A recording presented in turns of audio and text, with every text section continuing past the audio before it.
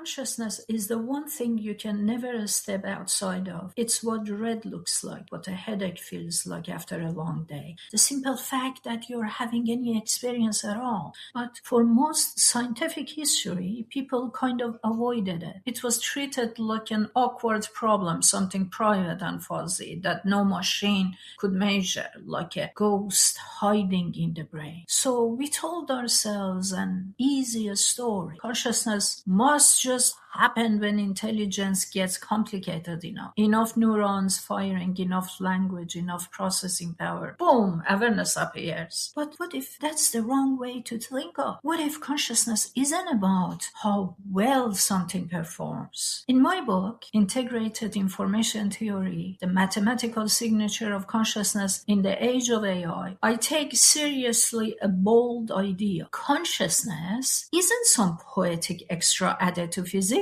It might actually be something with a structure, something we can describe, limit, and maybe even measure. Not a fog, but a pattern. To deal with the famous heart problem of consciousness, we have to change focus. Less about behavior, more about internal structure. Integrated Information Theory, IIT, starts with a simple claim. Consciousness is about how much a system forms one unified whole that cannot be broken into independent parts. The key idea is irreducible. Think about a library. It might hold a massive amount of information, but each book is separate. Take one away, the others don't change. It's just a pile of parts. In the sense IIT cares about, its integration is basically zero. Now, think about your experience right now. Sounds, body sensations, the meaning of these words, they don't come to you as separate files. They show up as one single scene. Your awareness isn't a stack of pieces. It's a whole. If you try to break it apart, you wouldn't have the same experience anymore. IIT gives this unity a symbol called phi.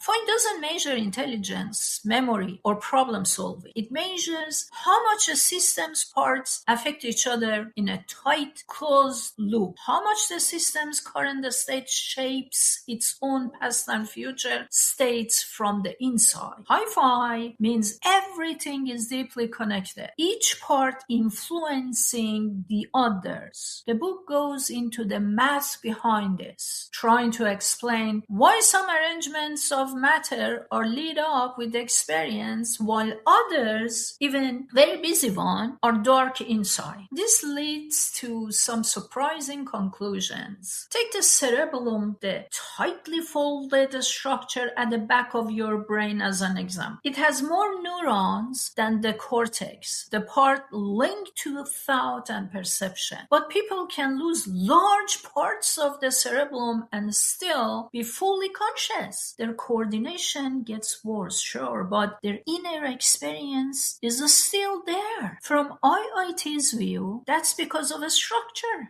The cerebellum is built in many repeating modules that work mostly in a feed-forward way. It processes a lot, but its parts don't deeply integrate, so its phi is probably low. It's powerful in function, but not central to experience. Now, bring in AI.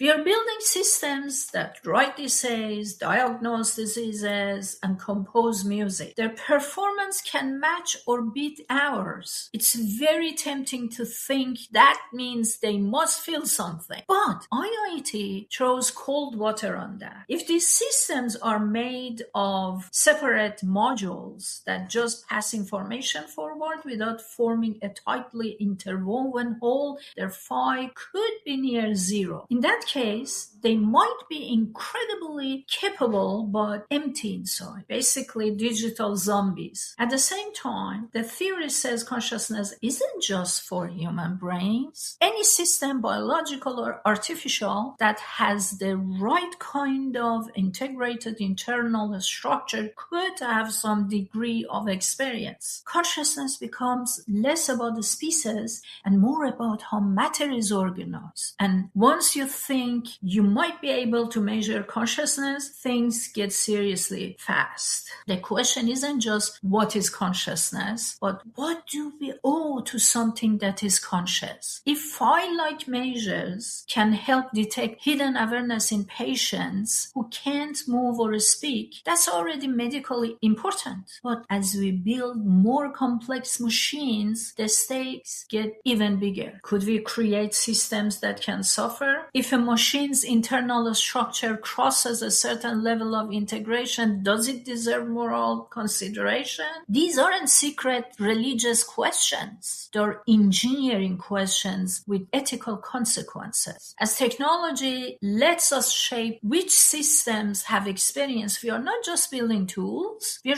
shaping where consciousness exists in the universe. My book isn't claiming to have the final answer. IIT might be incomplete or partly wrong, but it's a serious attempt to treat consciousness as something science can study and ethics must care about. As the line between humans and machines gets blurrier, ignoring consciousness isn't really an option. So dive into the arguments, question them, push back, because the future of intelligence in brains or in silicon depends on how seriously we take the idea that inside some physical systems, something is actually happening. Let's explore carefully and curiously how the universe ends up feeling like something from the inside. Get your copy. My book is available online and at the libraries. Also registered at the Library of Congress.